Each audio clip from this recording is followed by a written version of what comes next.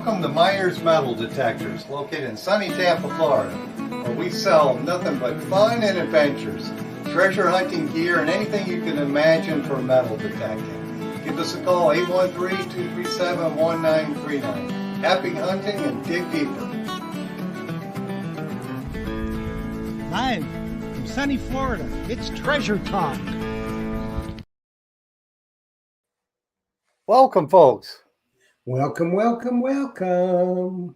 Welcome to another exciting edition of Treasure Talk. Yes, indeed. Yes, indeed. And we've had some lovely weather here in Florida. I know you're a little cooler up there too, aren't you, Jeff? Yeah, it was probably about 83 today. I was fixing to go to the beach and do a little hunting this morning, but I saw on the weather report that there was riptides warning up. So I said, I think I'll just stay home. Yeah, there's no reason to go if you can't get in the water. Yeah, if you can't get in the water, I want to water hunt. I don't want to be up on the beach. So Yeah, I was telling you earlier, my beach hunting is going to be expanded this year. I'll be in Daytona in a couple weeks, and then be over in the Panhandle around Pensacola for a week in June. And then July, I'll be in Naples. In August, I'm not sure yet. And then in October, I will be back in Naples. So awesome. I'm going to be doing a lot of beach hunting. Well, you got the right gear to do it. So yes, I do. And I understand. Why don't we do all our housekeeping, and then we got some big news.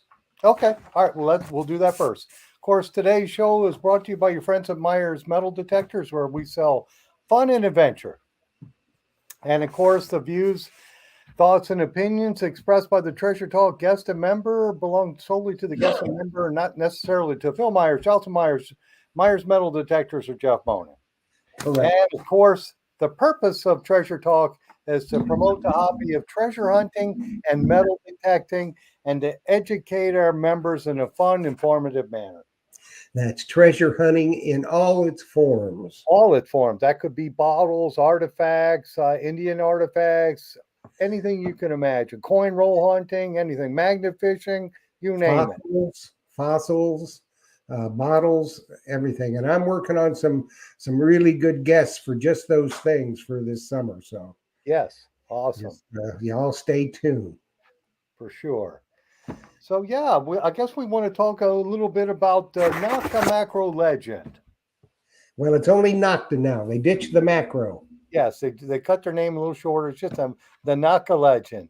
And I know people called me on the phone and says, hey, did you see what Dalik was talking about on one of her Facebook streams? And I caught it, and I got on their website. And folks, if you don't know, the Legend is going to be revamped with a different arm cuff and a different middle shaft, and it's going to come stock with the LG30 coil. So that's how it's going to come now. Now, I don't know the exact price, as they're going to raise their price any, or if they're going to keep it the same. We'll find that out shortly. But in the meantime, you can still buy the standard Legend, and they lowered the price on that to, without any headphones, $399, with the wireless headphones, $499, and with the Pro Pack, $599. And I actually do have one of the, I guess, the Deluxe Pro Pack, which would be $699, and it's got the Pulse Dive pinpointer and a hand digger and a few other accessories. So if you want a Legend, that's a good combination to get.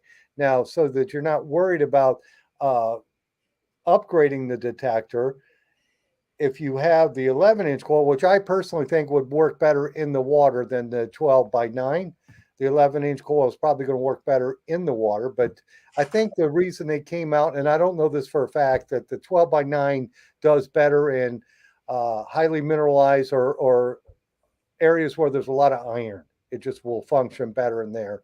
And if you want that coil too, you can buy that later. If you buy the coil, you'll get the free arm cuff and the free metal shaft.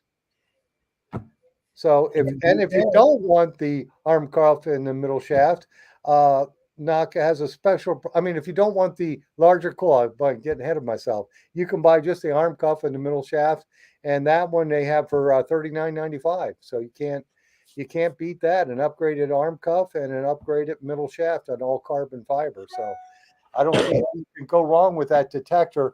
That has to be the most bang for your money in detectors in that price range. There's just nothing to compete with that. When you agree, Yeah. Jeff?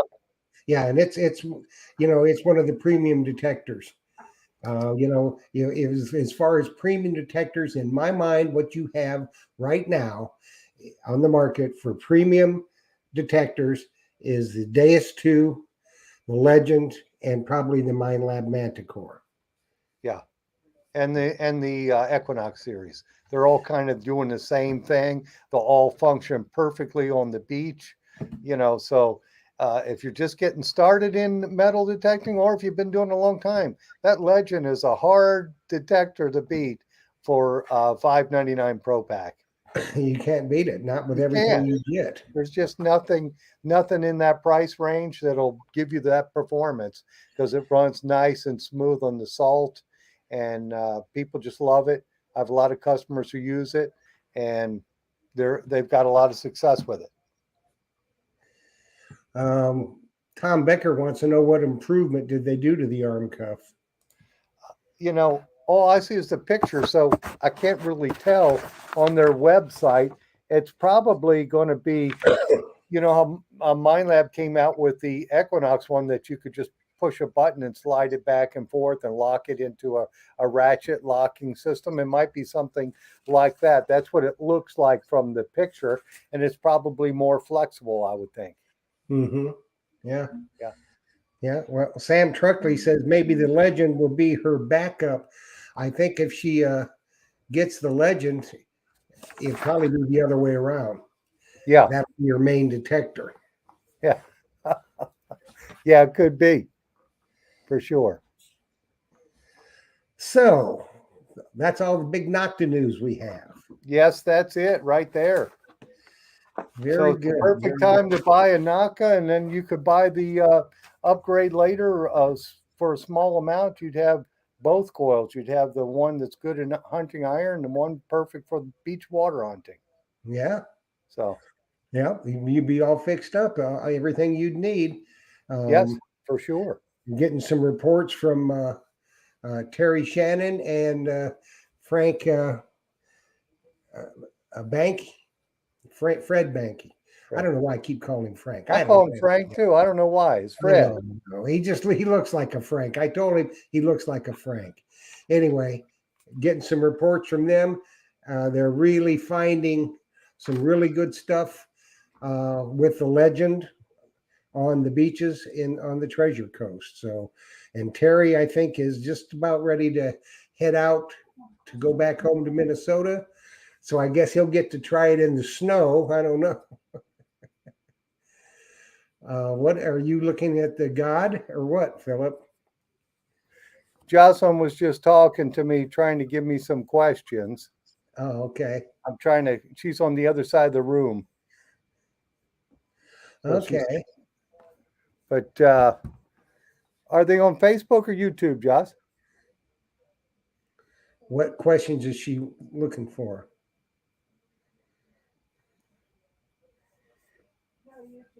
YouTube. She said there's some questions on YouTube. Are we missing them? I'm not missing them. I don't see any other than what Tom Becker had. James, she said James, but it's too hard for me to read it off. James Foltz, when is the deal for the LG30 going to be available? It's as soon as it comes in, which is when? Yeah, when is the deal for the LG30 coming available? Yeah, that was the one that Jocelyn was talking about from James. Those, I don't think they've left Turkey yet, but I don't know. They could. The way Naka Macro is the way Naka is. They'll take and ship them air freight a lot of times. So I don't really know when we'll get them, but as soon as we get them up, for sure, put it on Facebook. Yes, indeed. Well, Diggin Canuck thought maybe a spider was going to fall on you, but no, he was talking to God. Thank you very much. Uh, let's see.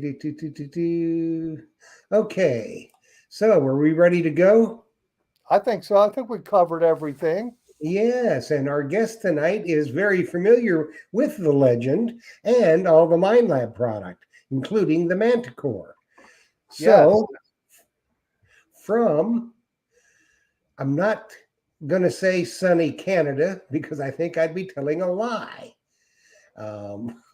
But from chilly, cool Canada comes our guest for tonight. You all know him. If you don't, you're in for a real treat. A more knowledgeable soul there is not on metal detecting and the various metal detectors. So let's bring on Sir Clive Clynick.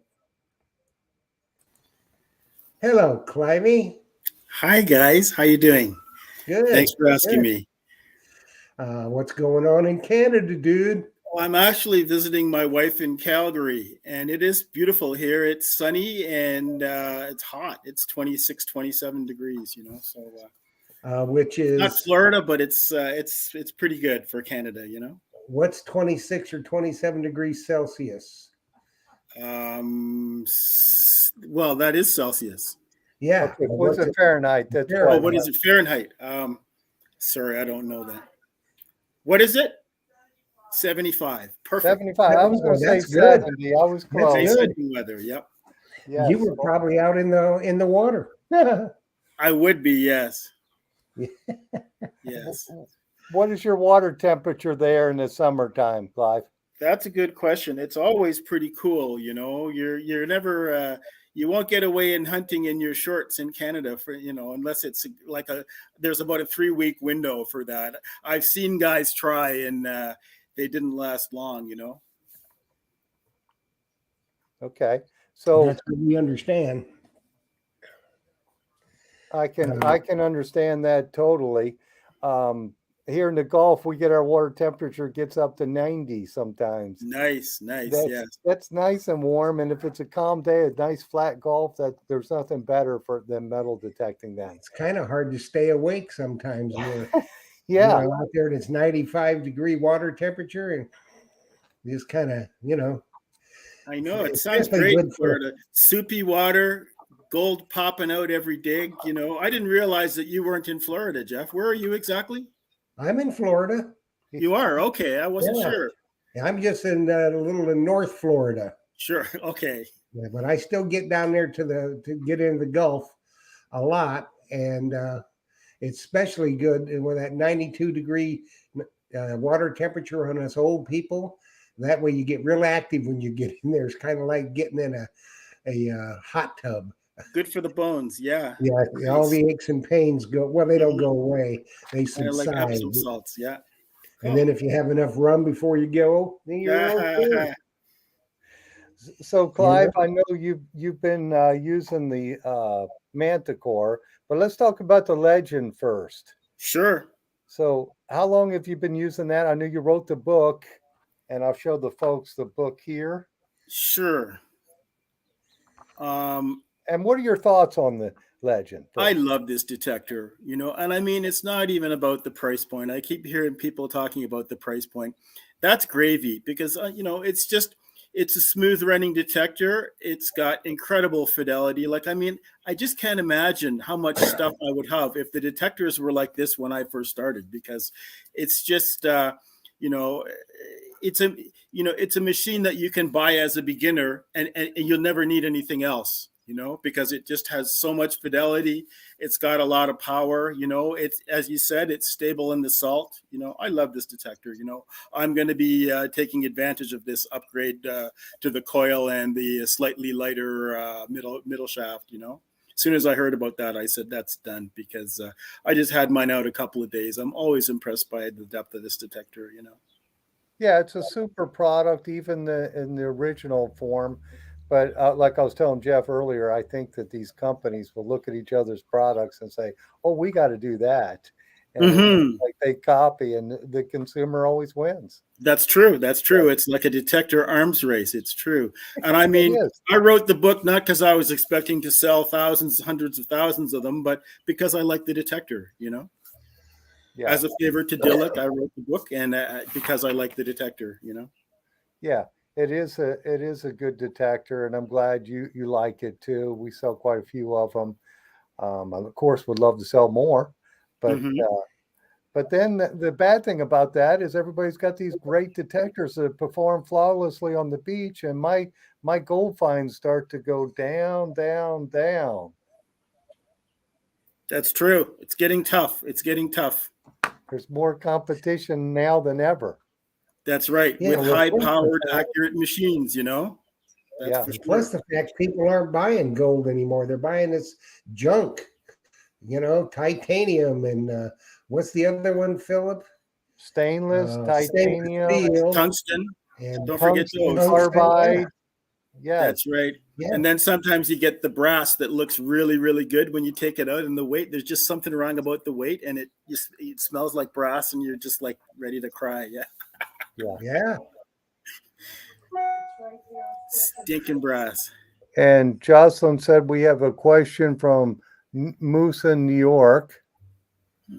And You're getting better. I can see it in front of me. I'll field that question. Well, awesome. 14 of my books. Well, thank you. You must have found a lot of stuff using what I call the old skills, because they seem to be a dying art, the old skills. But that's quite a collection, I'm just working on a book on the Manticore that is actually finished, but I'm just putting it through a few more screens, and I'm looking around to see if anybody can give me some more tips and ideas to add to it. I want it to be a very good product, this book, and I really like the Manticore. It's such a powerful detector that it's just got a lot to offer. And the thing is, I won't say too much about it yet. I'm sure you're going to ask me in a minute, but I'll just say that you'd think that these detectors, as they become more high tech and give you more information and more powerful, you'd think they'd be easier to use. But I don't find that to be true. I think you're starting off with, I've always called it like the monkey with a shotgun syndrome, where you got this detector that's got so much power that you're never quite sure what to dig. It's amplifying the little tiny targets, and they take some getting used to, and hitting the spikes on the falses and the high range, and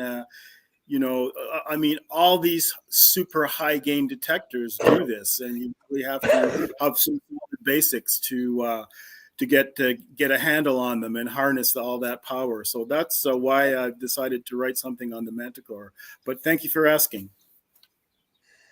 Have you found, Clive, you've had the Manticore out at the beach, correct? Absolutely. Okay. Do you find in the surf you get a lot of falsing?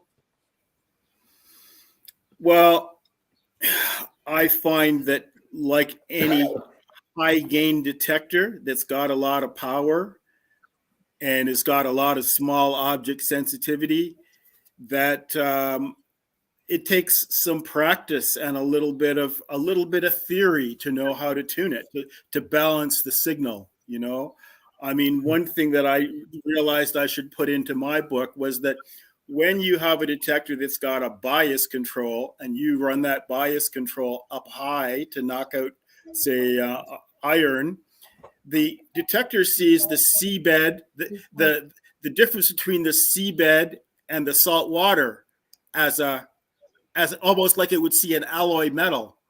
So that's one thing, like with the Equinox, that took some getting used to and learning how to tune it, and I always had to, maybe bounce the tone break up a little bit, or even run a tiny little bit of discriminate, just to raise that noise floor up above that relationship between seabed and salt water that's always causing that chatter. So signal balancing is the answer to that, and this is something that's in my book too, that I go into quite a bit of detail about. I just had, Clive, I don't mean to jump back to the legend, but no problem. Justin asked me a question this is from Bill Crow, and he's saying, with the updates to the legend, does Clive's book still address the workings of the detector? Your book is on, and embellish on that. Your book is on version 1.09, and then they've come out with now 10, correct? Well, my book is actually on, I think that the one when you ordered a few copies, it was the machine had just come out, but I've since updated the book to the version 110 upgrade. And the version one, that's a beta version. Now, a test version. Now, the actual current one, the 11, only has 2 minor changes, which are, I believe it's an expanded range in the bias control. I think it has a 0 and a 9 instead of a 1 to 10, 1 to 8, or they're very minor changes, and a lot of them are just, I should say there's only a couple, and they're cosmetic changes to like the display and interface changes, So I do write about the actual core platform of the detector, That's why it's been, I hate to say it, but a bit irksome that they keep popping these upgrades under my feet and I have to change my book, every time, which I've done. I have rolled with those punches. I hate to say it, but I'm kind of scared about the Manticore that they're going to do the same thing to me. But I think that, both books, even if they were only, my Legend book was only about the original version, it's still got a ton of information, Yeah. Like, compared to what's in, let me put it this way, there's more in the book than there is not. Maybe that's not much of a pitch, but that the basics are what will make even those upgrades more effective and make more sense to you, Okay. Hey, before you get to that question, Jocelyn told me about Linda Bennett's question. This is a really good one. I like this. She says, I have not used my Garrett Infinium machine in years. Is there a good reason to have a pulse metal detector? I would say absolutely. Most of my best finds I've made with pulse induction machines. And especially now, I'm very glad that you asked that question, because especially now with these super high powered detectors, when you have the experience of running a pulse and identifying targets by means other than the meter and the tone and even the graph on the Manticore, then you've got this other channel of accuracy running beside all that tech. And that's another thing that my new book is about, is combining the old skills with the new tech, because there's no tech that will substitute for basic skills. And those are the kinds of skills that you learn running a pulse: signal balancing, IDing targets by their size and shape and position in the strata, and I hate to say it, but with the Equinox, you had a detector that was so sensitive that people were going after all these tiny flecks of foil that are right on the surface, whereas pulse skills teach you all that stuff about checking your targets for consistency and for solidity, and how a target carries to the surface, compared to something made of iron. So this whole skill set is what a pulse will teach you, and those are what I will call, quote unquote, the old skills, using the cross sweep and with a VLF, using pinpoint to determine if something is a wide signal blended with the ground, iron, or if it's a narrow signal carrying to the surface well, a non-ferrous target. So these old skills are just, I hate to say it, but nobody is teaching these skills now. And this is what I was, the bread and butter that I was introduced to the hobby with. And I hate to say it, when I stop writing and publishing, those old skills are going to go with me. I hate to say it, but it's true. I wish there were, nothing personal, Phil, but I wish there were more dealers that would take new hunters out and show them how to discriminate in all metal, how to use the cross sweep, how to practice, turn a cardboard box upside down and practice hearing your signals, how far from the coil something is, like hand to eye to ear to coil. These simple basics are what make the hobby so much easier and so much less frustrating. So, Jeff, you got a question there, buddy? Yep. It's from a Facebook user. I don't know who it is. It says, what PI machine top notch would Canadian rock star Clive would recommend? Aquapulse second, if it's out yet or soon? Well, Allison, there's only one person who would call me a rock star, and that's Allie. Hope you're well, Allie, and finding lots of stuff. Canada's top pro. I would say that for Allison. Yes, yes, she is. What pulse? Well, I've always loved the dual field, but they're a dying breed, you know. And I wish that First Texas would release a version of the Impulse AQ, because I love this detector too. But and it's an amazing, powerful circuit, and it is in fact a discriminating pulse. You know, but there's a couple of problems with the build that are just being ironed out. You know, I mean, I hate to say it, but these manufacturers are, you know, save for this, I won't even remember the name, but this Garrett pulse, that's a land machine, you know, manufacturers are not making pulses anymore, but, you know, they're the bread and butter of my hunt strategy. And, you know, a lot of these sites, as you were saying, Jeff, you know, everybody's got good detectors now, you know, and everybody's, you know, you know, is hitting these sites hard. The pulse is like a quantum advantage to anywhere you're going to operate, you know, and you don't know the difference until you use one. You know, it's just like night and day, the sensitivity and the depth, especially in saltwater or black sand. You know, yeah. I mean,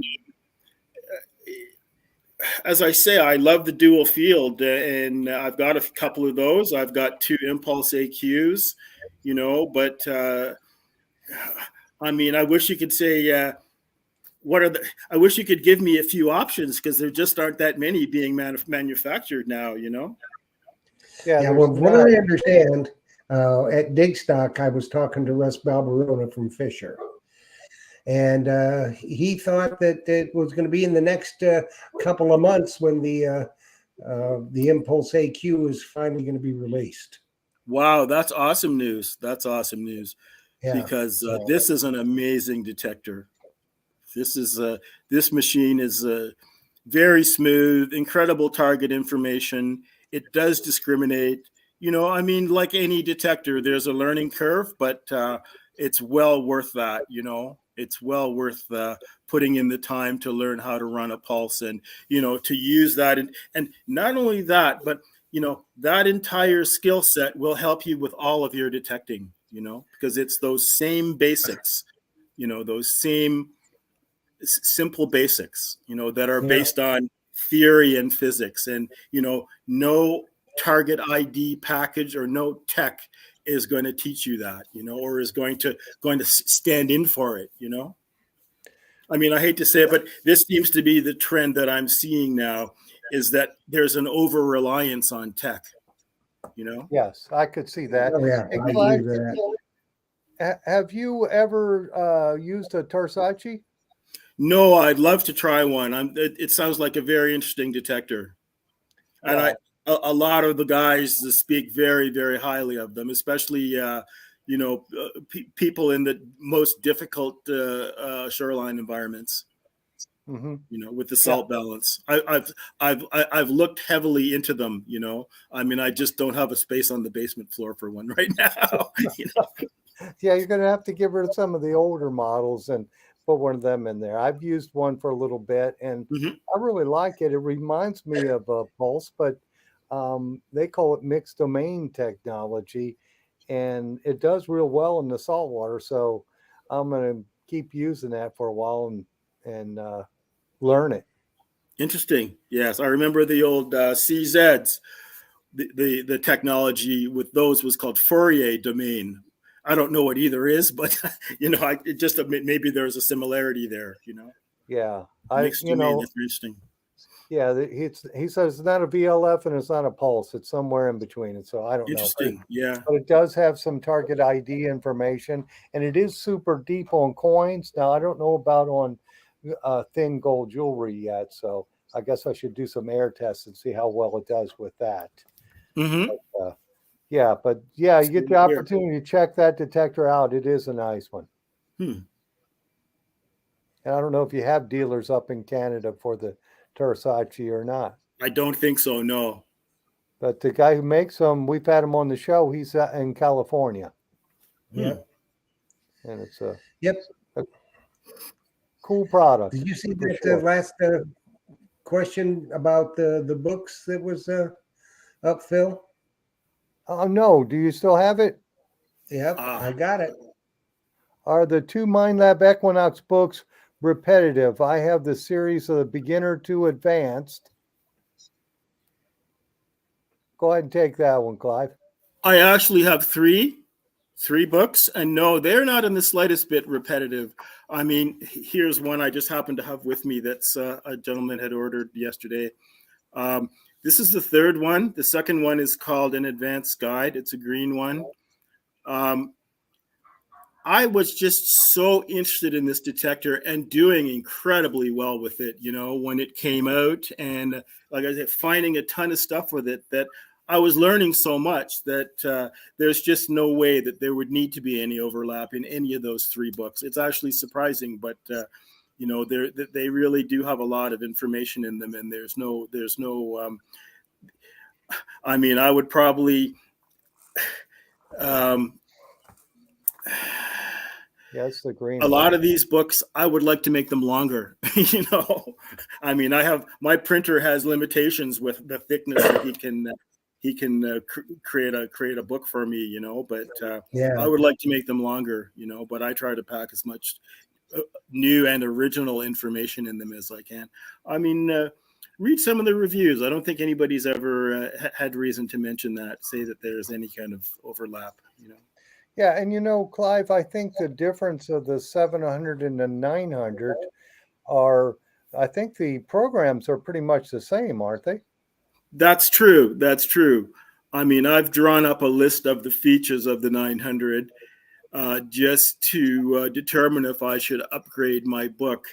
And, there are some changes that are significant, but compared to, as with the Legend book, compared to the value of understanding the basic platform, high gain, heavily processed signal, modulated audio, just the basic platform. Once you understand that, you're off to the races. And any changes that the machine has, whether it's an expanded meter range or a couple more points of sensitivity, you're going to be better able to operate with them.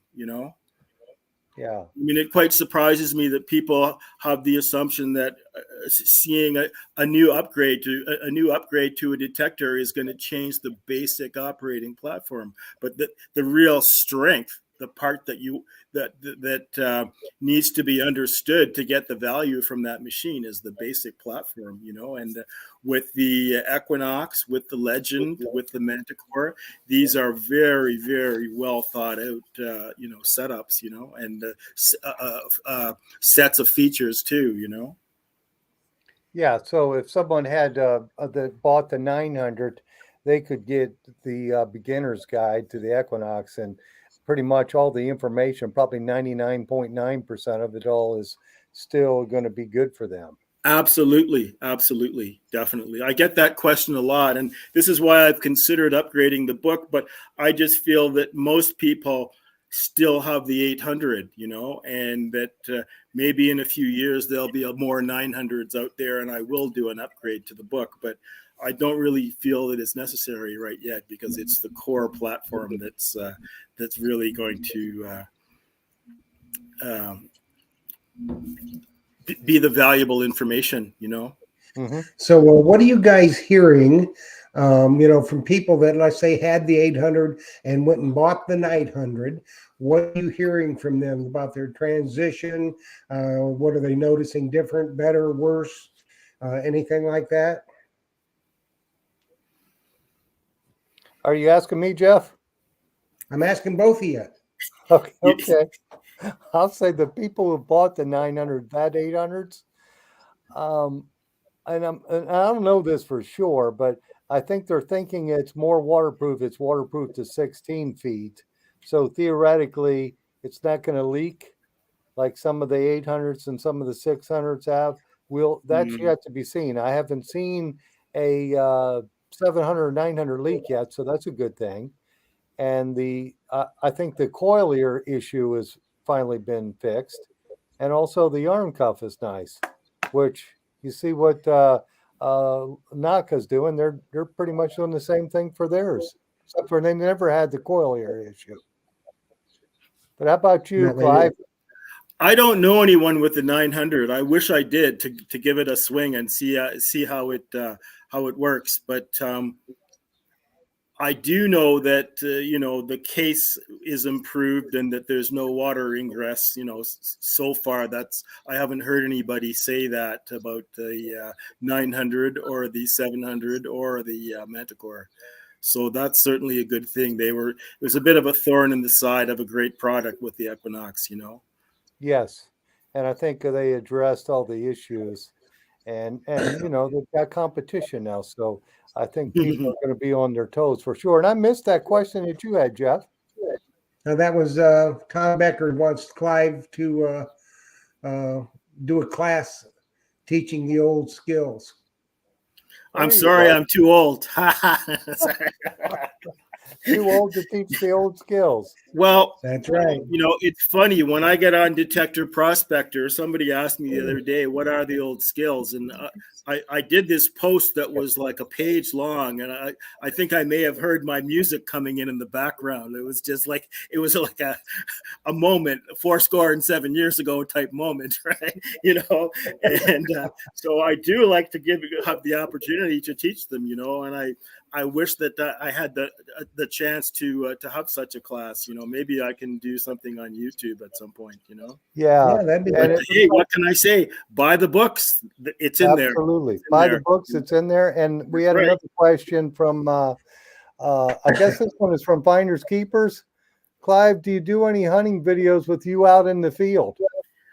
I'm not really that tech savvy. It's funny because I've got a couple of GoPros from the water, which I keep in a special place because I think one day I'm going to do a video. And I've done a couple that have been like iron cross tests and things like that with some of these machines that show how they see right through the iron, on a gold ring. I've done one with the Amphibio and one with the Equinox and a few machines that I've done. So those are the only videos I've done. And I've always wanted to do something down in my basement surrounded by my 15, 20 machines. That would just be like a Scuttlebutt Lodge type. I don't know if that's like a Canadian hunting show where the guy sits in this lodge with the moose heads around him, sort of a.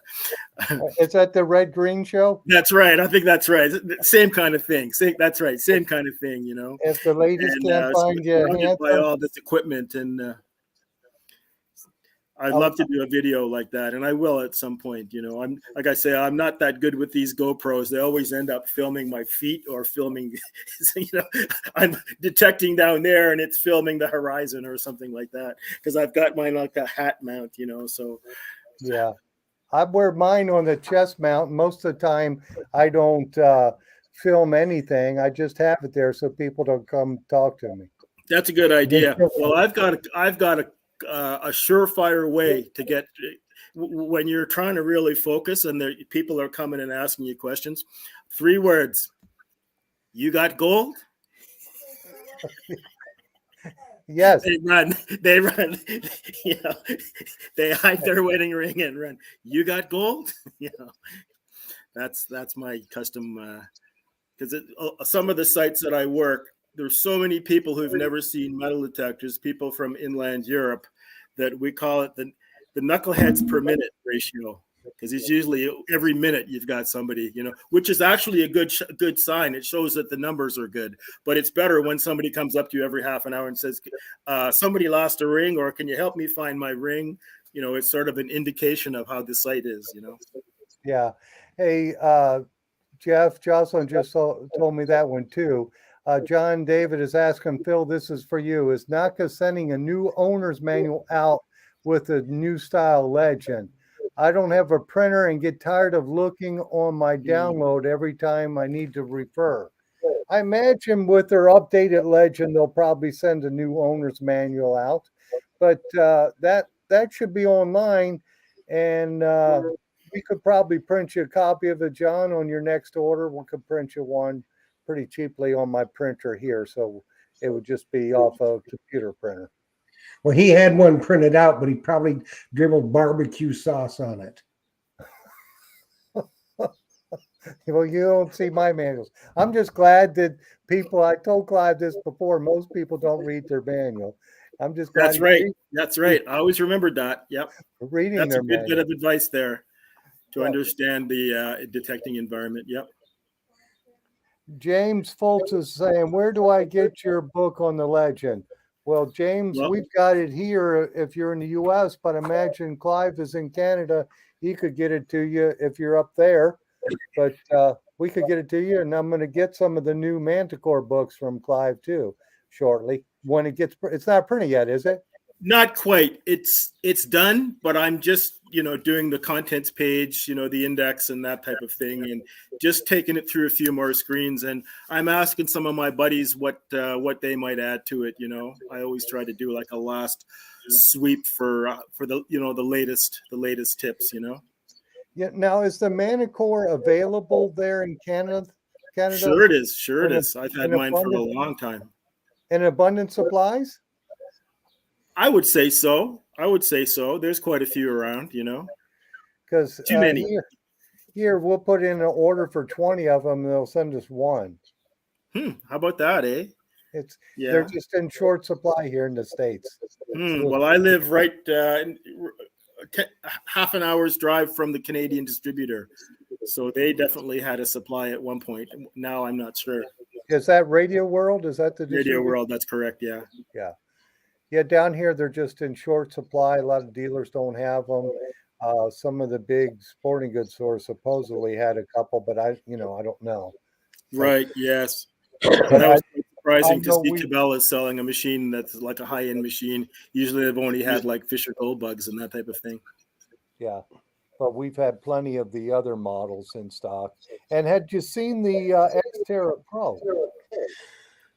Have I seen one? No, I'm quite interested in it though. It looks like something different, Yeah. I haven't had the chance to really do any research on it. I've been pretty busy with the Manticore project. Yeah. Well, it's an inexpensive, and I think that once again the manufacturers are going against each other. That's come out, I think, to go against the Simplex Plus. Mm-hmm. And they're just, they're going neck and neck. But the consumer will win once again for sure. So, do you have any trips planned for detecting?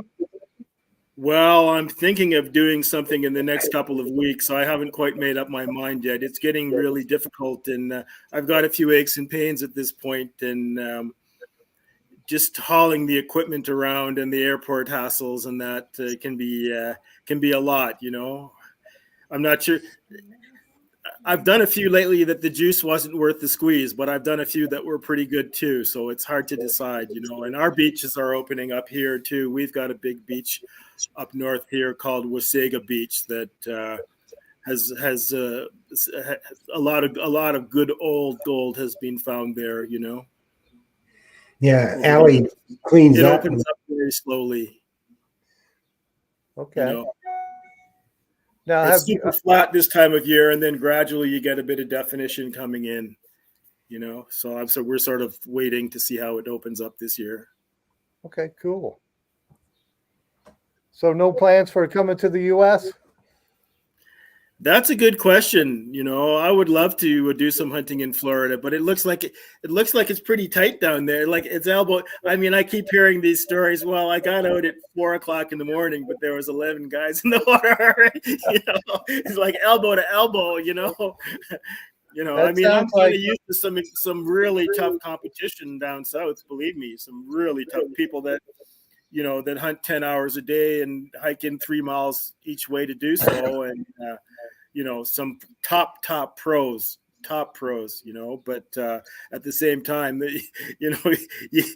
when you're outnumbered, you're outnumbered. Yeah, that I would sounds love, like I would love Clearwater Beach. the Jersey Beach and some Florida sites too. You know, for sure. Wildwood, Jersey. Did you have one, Joss? Yeah, we are. Hey, Clive, it looks like Tom Becker's asked, are you ever going to do a book on the Deus too? I don't think so. You know, I've been interested in this machine for a long time and basically studied it and, you know, tried to learn as much as I can about it. But I mean, I just, I'm not sure I'm ready for that. You know, like I said, my hands are full with the Manticore project right now because this is a detector that, you know,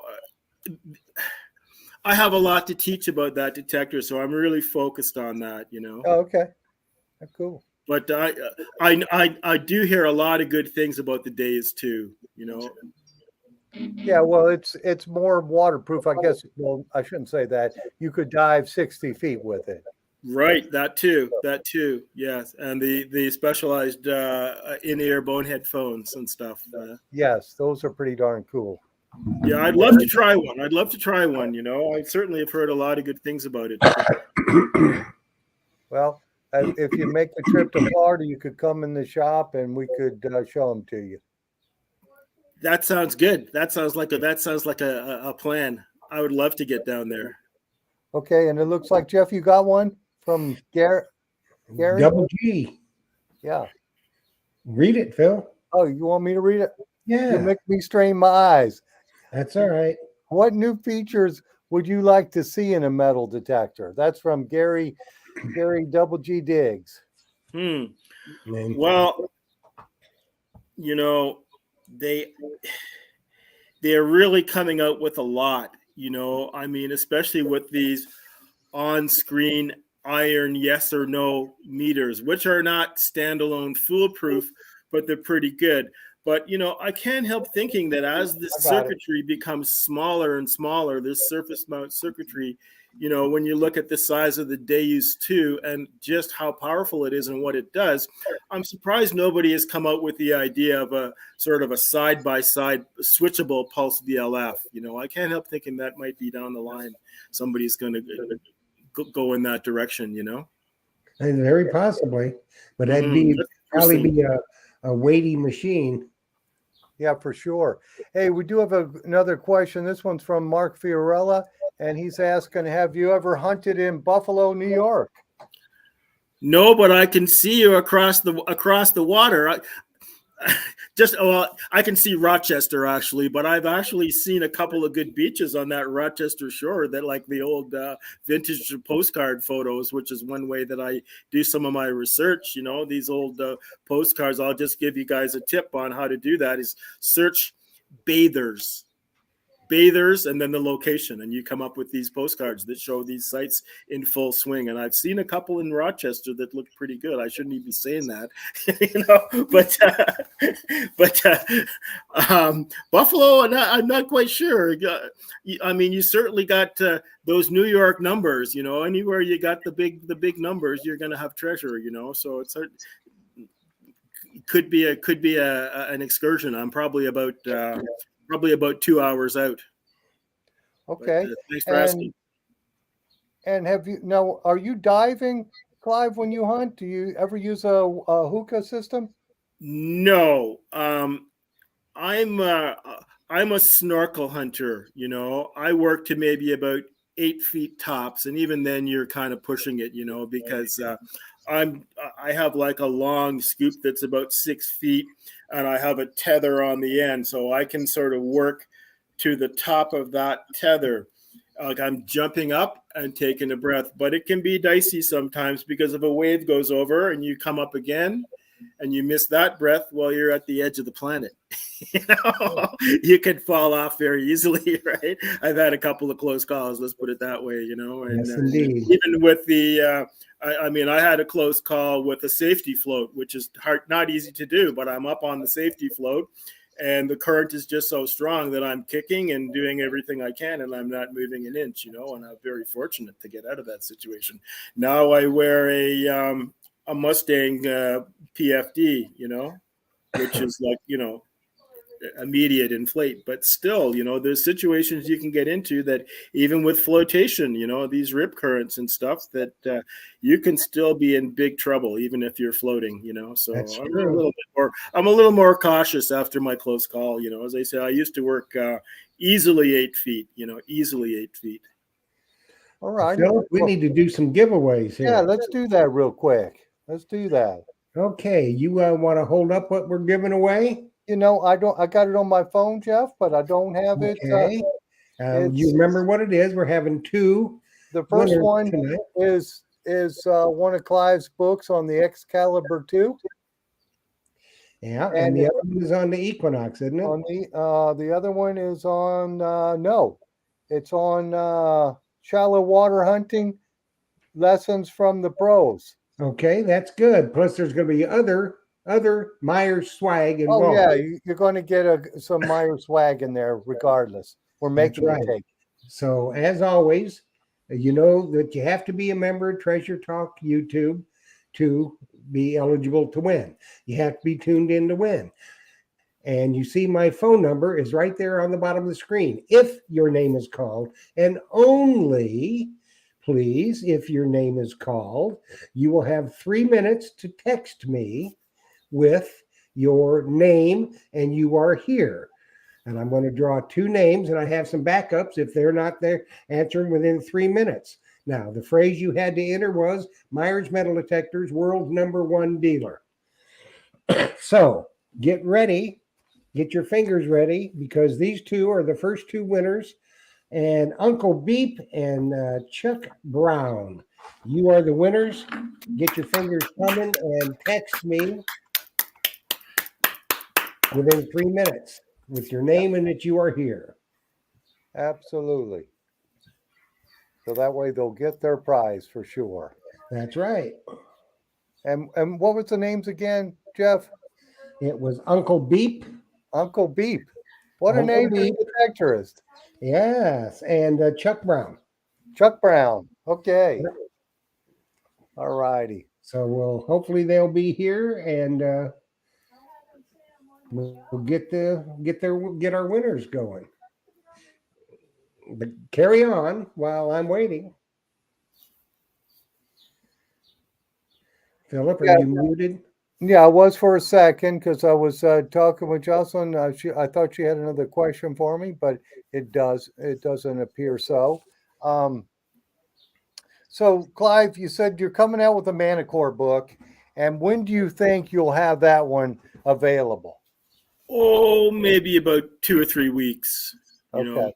2 or 3 weeks. It's been a long road, so it's time for it to come out. But I'm just checking with some of the mates to see if they have anything they think might go in it, and dotting the I's, hopefully. And how many hours do you think you put in on it already? Oh, well, when I'm working on a project, I actually work in the library so that I'm distraction free, and I've put in, hours like one would put in with a full-time job, and basically, anywhere there's a laptop and I'm working on a project, I'm working on the project. I'm looking at posts and I'm asking questions of people and, looking at the manual and checking up on. It's funny because one thing I suggest to people is when you want to learn a new detector that's got a lot of fidelity like the Manticore is, instead of fiddling with it out in the field when you should be hunting, sit it right beside your chair and fiddle with the buttons. Better to fiddle at home than to fiddle out in the field. And that's what I do, is I've got the machine sitting right beside me and I'm typing on the computer, researching it and checking things and trying settings and different things right there. So, I couldn't put a number on how many hours I work on a project, but believe me, when I start on something and like the detector, like I do the Legend and the Manticore, I'm all in. I'm a deep sixth on that project. for quite a while, for months and months, you know. Okay, Jocelyn's asked, or Jocelyn just told me Dick Canuck is asking, does Clive have plans to attend the Woodbine beach hunt in June? I just might. I'll have to look into that. I think I've heard a few murmurings about it. That's my home beach, you know. So Well, I you better should get go to down that there. I better mark my territory around the corners there, you know. But yeah, I love to go to those and see all the guys from Radio World, and it's always a fantastic tail wag. And I think I did some first aid on one. A guy cut himself, and I come running up and with the first aid kit and said, "Do you have any money? Did you bring any money?" but I've always been very happy to help out in any way that I can with those hunts, you know. Okay, Uncle Beat, missed his opportunity. Great dealership up here. We're very lucky to have them, you know. Well, cool. So, Jeff, you had one winner, but not the other. So, you want to draw another name? Yep. Okay, Kevin Merlina, you've got 3 minutes. Okay, and then I saw the question you had posted there. While the Knox 600, 700, 800, 900 are out, is the 600 outdated? You want to take that one, Clive? I'll try, yeah. And, it comes back to the basic platform, which, Yes. I don't think it's an exaggeration to call it revolutionary, multi IQ, super high gain, small object at depth sensitivity, and ID accuracy. I mean, just getting in the door with the 600, you've got an incredible detector. So no, and I think that it's more important to become proficient with the machine the model that you have, and to really work on those basic skills and, do some target testing at home. Another thing that I advocate is basically testing as you hunt, sort of making a change, seeing what difference it makes to the performance, seeing what difference it makes, to the tone, to the stability, and, even taking a few notes, and I mean, I hate to say it, but most of my books were originally written on the back of gas receipts, one or two sentences at a time, and it's just, just that process of testing the machine that you have and becoming a little better, just like avoiding this random digging, because that courts frustration, and just having these small learning objectives every time you go out, and just working, like not expecting you're going to split hairs, but just moving towards a little more accuracy every time you go out, a little more familiarity with the machine and a little more accuracy. You know what I mean? Back in the early days, I saw some of the best hunters had detectors that would cost about $80 now, like the Macrontas and the, I mean, I won't say the Hayes Electronics. They were about the size of a matchbox, right? But I mean, some of the, and I mean the Ace 250s and with the Ace 150s and these machines that people get great results with them just because they know them so well, So yeah, they just learned their detector, right? That's right. Yes. Well, okay. Did we get the other winner? Nope. So, Kathy Bacorn, if you are watching, you won. You got 3 minutes. Got 3 minutes, and it looks like we're getting close to the end here. Yeah. So Kathy Bacorn has got it, and it looks like Jim Bacorn has asked me, has Phil started a list for the Legend upgrade packs, LG30 coils, and fiber shaft and arm cuff? Well, Jim, I think I've started it tonight. So you're on it. All righty. So anybody else who wants to be on that list for me to call them when I have those in stock, just email me at flphil@me.com. That way I can get you on the list. And as soon as I get them in, I'll start calling people and getting them shipped out for sure. Yes, indeed. So the winners, they need to email their name, address, and phone number to treasuretalkshow@gmail.com. And that way we can get your prizes right out to you. So absolutely. Hopefully Kathy Bacorn is going to text within the next few seconds. Yeah. And Tom Becker had a question. Jocelyn says, Clive, what shallow water hunting book is the best? Well, I've got about 6 or 7 of them. That's a good question. I did one a few years ago that not many people would have heard of. It's called Water Hunting Secrets of the Pros, Volume 2. I think that's about the most advanced water hunting book that anybody's ever going to come up with. But another one that has gotten a lot of good feedback is called Sight Reading for Gold and Silver, just because it teaches you the basics of understanding shorelines, like grades, strata, understanding in-water contours, shoreline contours, spotting strip outs, spotting a shoreline that's filled in or is filling in,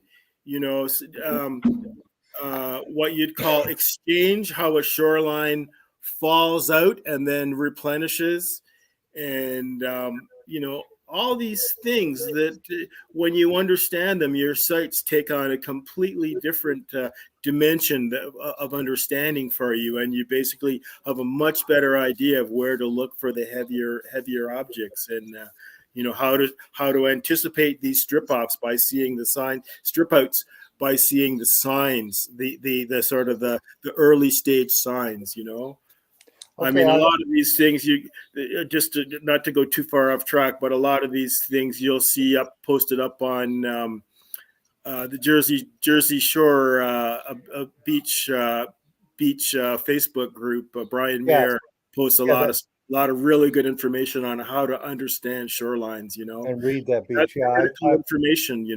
To using I'm on your that group, well. and I see that for sure.